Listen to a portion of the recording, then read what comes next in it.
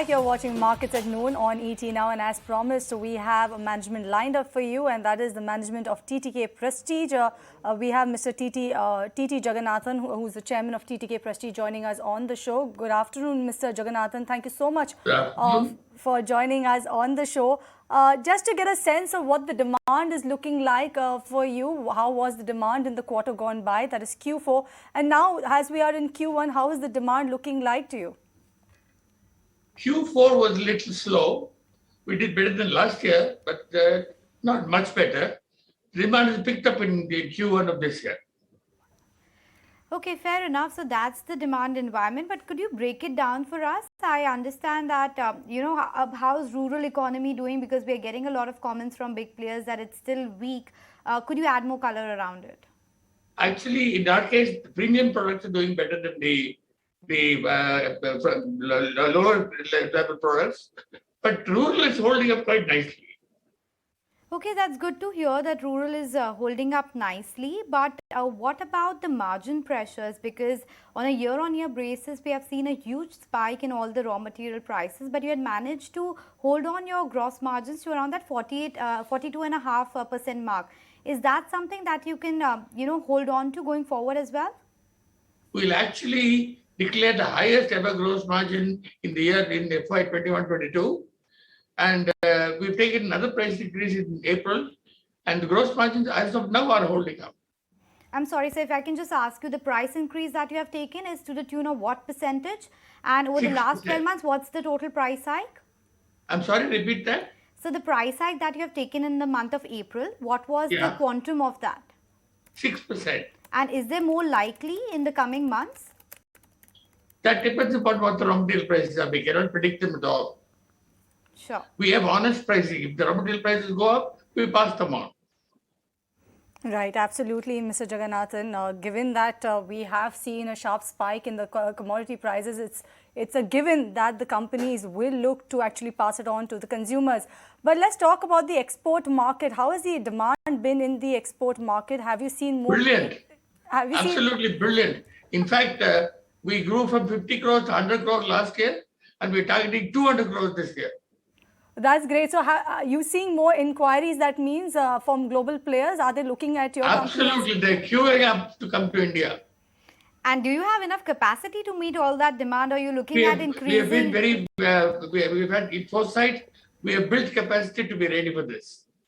That's good to hear. But could you tell us what's the utilization currently, or utilization level? About 55-60%, but we're ready for the new orders from abroad.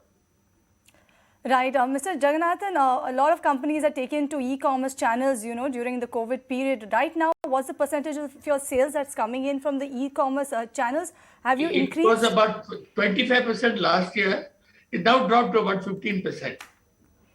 And what about the new launches, new SKUs? Could you help us with the number? And what are the individual categories doing? Like, is kitchen appliances which is driving the growth? Is it the other small appliances, cookers? Could you break it down for us and give us a bit more insight around it?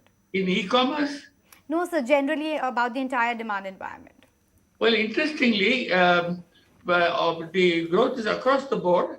In the rural markets, pressure cookers and gas stoves are doing very well. And appliances are doing very well in urban markets and in e-commerce. And about the mixer grinder segment specifically, what's your market share? I think it was earlier 6 to 7% if I'm not wrong. It's about 9%. Okay. We're number 3. Okay, so you're number 3 there. Fair enough. In terms of the acquisition that we had made of Ultra Fresh last year, can you talk to us how is that scaling up, and is there any more acquisition lined up in the pipeline? Ultra Fresh actually is performing to budget, and we're happy. And they are scaling up. And any new acquisitions, yes, we are looking for acquisition. We have a 900 crore kitty, and we are looking, but nothing is confirmed.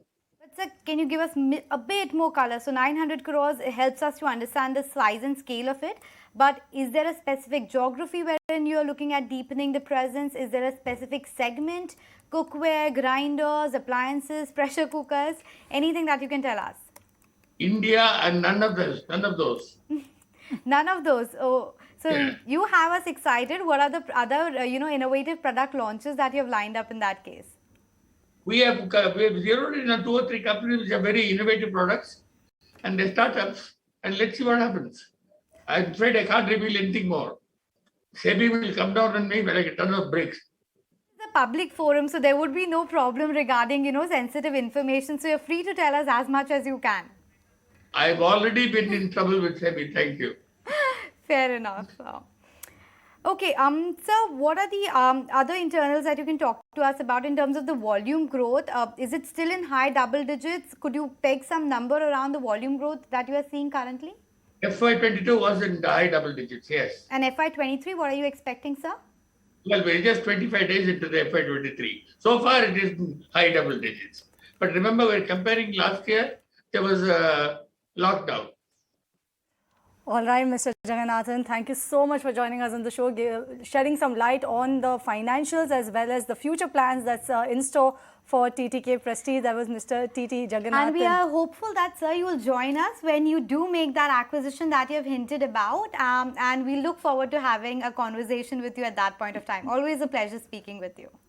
Thank you. Thank you.